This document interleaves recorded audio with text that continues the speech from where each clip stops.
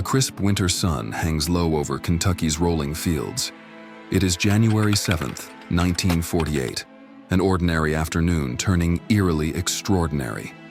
Local residents gaze skyward at something gleaming far above Fort Knox, a silent shape reflecting the sun's final rays. Some swear it hovers like a metal disc, others insist it drifts in a slow, uncanny dance. Nearby, airmen at Godman Army Airfield scramble to make sense of the perplexing reports crackling across their radios.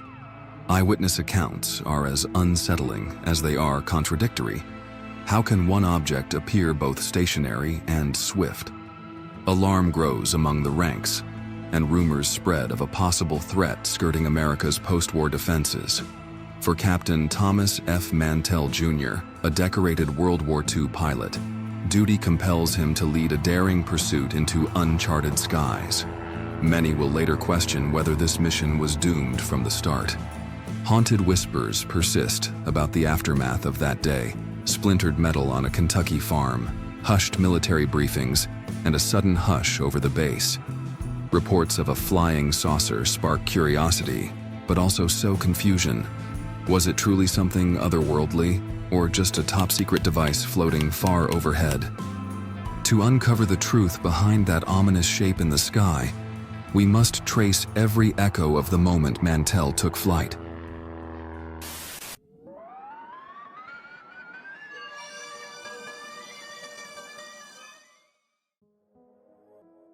Build up in blue skies.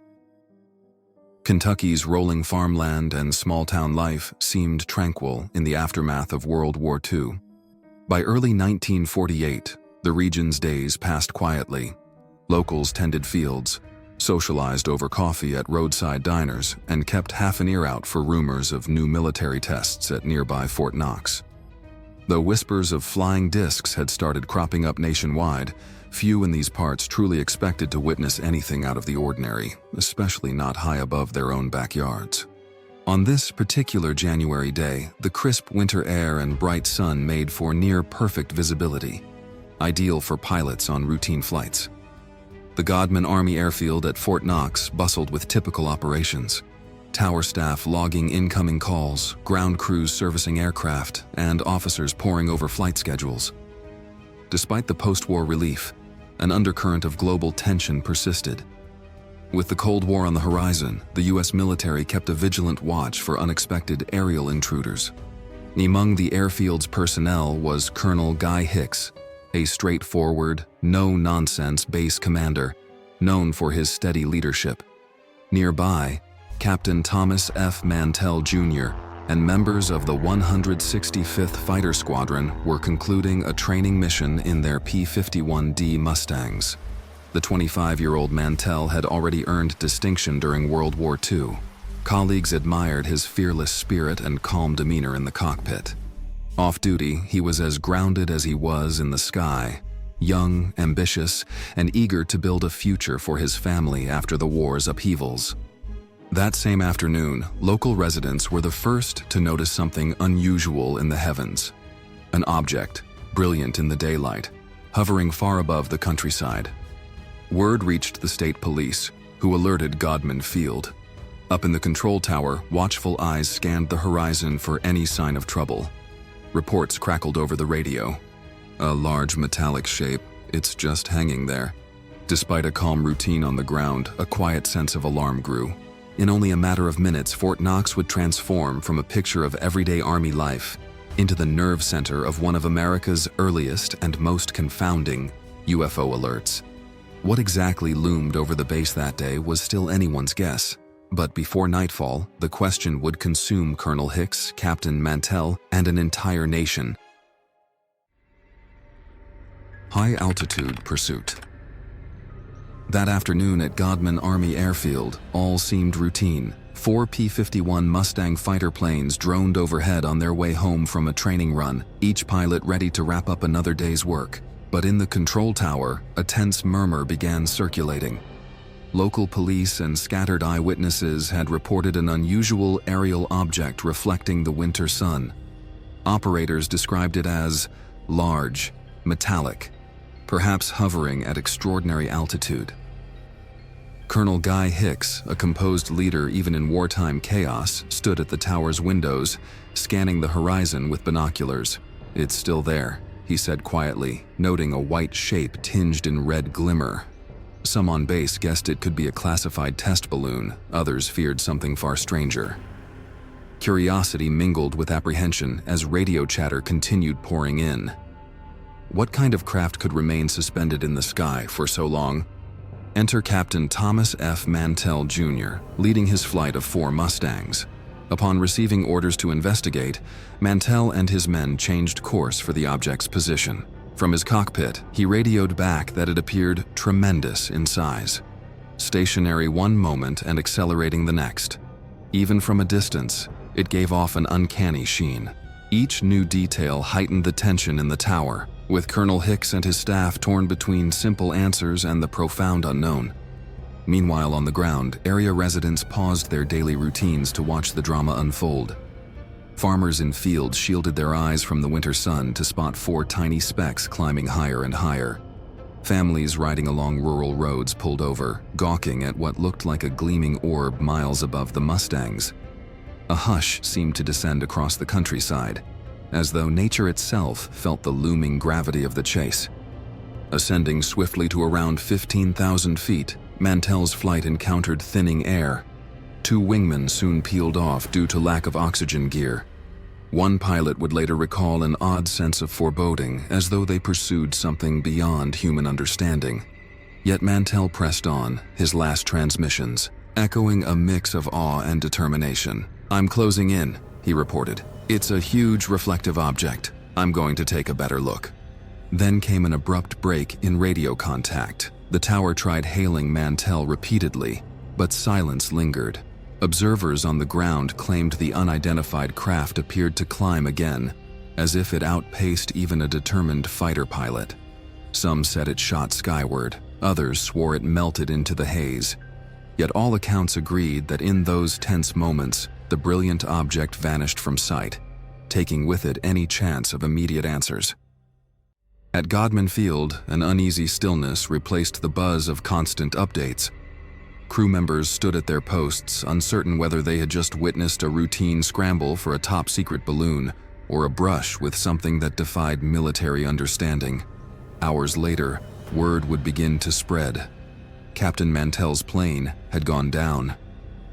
In the wake of that terrible news, fear, confusion, and countless rumors of flying saucers would grip not just Kentucky, but the entire nation. The question now haunted everyone who had looked skyward that day. Had something extraordinary truly lurked in those bright blue skies, or was there a more earthbound explanation? Rumors in the wreckage. News of Captain Mantell's fatal crash quickly spread beyond Kentucky, igniting a media frenzy about a flying saucer encounter gone tragically wrong. Local newspapers first ran headlines proclaiming a mysterious UFO in the skies over Fort Knox, and within days, radio broadcasts nationwide buzzed with speculation. The public became fascinated by a single chilling question: did Mantell lose his life chasing something not of this earth? Almost immediately, conflicting details began to emerge. Some early rumors suggested the plane's wreckage was radioactive, or that Mantell's body showed strange burns, while others claimed parts of the craft remained unaccounted for. Yet official military investigators found no such anomalies. The crash site near Franklin, Kentucky revealed only a grim scene of twisted metal, and Mantell's remains showed injuries consistent with a high-speed plunge rather than some unknown force. Despite the Air Force's attempts at clarity, the rumor mill continued to churn. A handful of witnesses insisted the unidentified object maneuvered too rapidly to be a balloon. Others said it soared straight up and vanished in an impossible climb. Even Colonel Guy Hicks, who'd observed the object from the Godman Tower, described it in a way that didn't perfectly match any known balloon.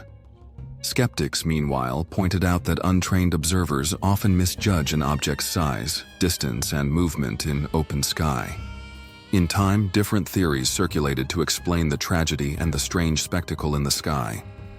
Many believed Mantell had been chasing a classified military skyhook balloon, a high-altitude device used for cosmic ray research, large, metallic-looking, and often able to ascend beyond a Mustang's reach.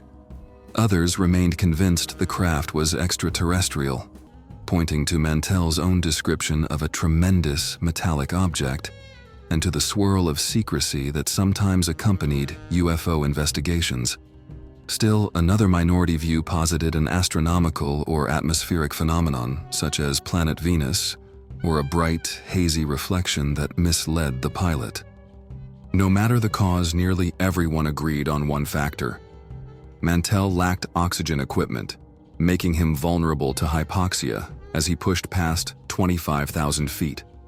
Most experts believe he lost consciousness from lack of oxygen and never recovered control of his aircraft. Yet the absence of conclusive physical evidence, a recovered balloon, unexplained materials, or anything that might have fallen from an unearthly craft, left the story open to wide speculation. This was especially true in an era that brimmed with Cold War anxieties and popular tales of flying saucers. In an attempt to quell rumors, the Air Force offered official statements that placed a top-secret balloon in the vicinity. But to this day, some investigators argue that vital documents or radar records remain elusive, and eyewitness accounts still defy any single explanation. As months turned to years, researchers, skeptics, and enthusiasts continued to dissect every rumor of radioactivity or improbable flight maneuvers, hoping to uncover a missing puzzle piece. Even now, more than 75 years later, that unanswered question lingers. Did Mantell truly encounter a cutting-edge balloon, or did he engage with something beyond our world's known technology? The mystique surrounding the Mantell incident endures because each explanation, however plausible, leaves enough gaps to inspire new theories and to remind us how much can remain hidden even in broad daylight. Lingering horizons. In the wake of Captain Thomas F. Mantell's tragic pursuit, the unanswered questions surrounding that brilliant object over Kentucky continue to stir imaginations. Officially, the U.S. Air Force stands by the skyhook balloon explanation, emphasizing how confusion at high altitude and a lack of oxygen likely doomed Mantell. Yet eyewitness testimony, describing a gigantic metallic craft that seemed to defy ordinary flight, suggests something far stranger might have hovered in those bright winter skies. Families who witnessed the chase spoke for years about the sudden hush that fell over their farmlands and the fearful awe it stirred in them. For them, Mantell's story wasn't just another passing headline. It was an unsettling brush with the unknown. Meanwhile, skeptics point to physiological factors and the era's eagerness to label any anomaly a flying saucer. Decades later, the Mantell incident remains one of the earliest and most pivotal encounters in modern UFO history, leaving behind a legacy of conflicting accounts, intense speculation, and a renewed urgency to better understand what might be out there. Could the answer be as simple as an experimental balloon, or did Captain Mantell truly chase something beyond our grasp?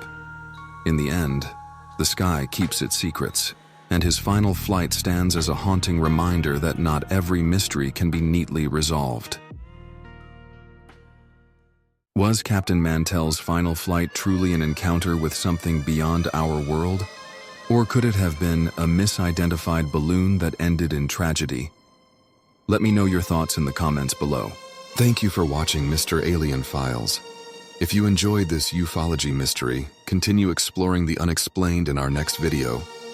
Let's keep pushing the boundaries of what we know and what we dare to believe.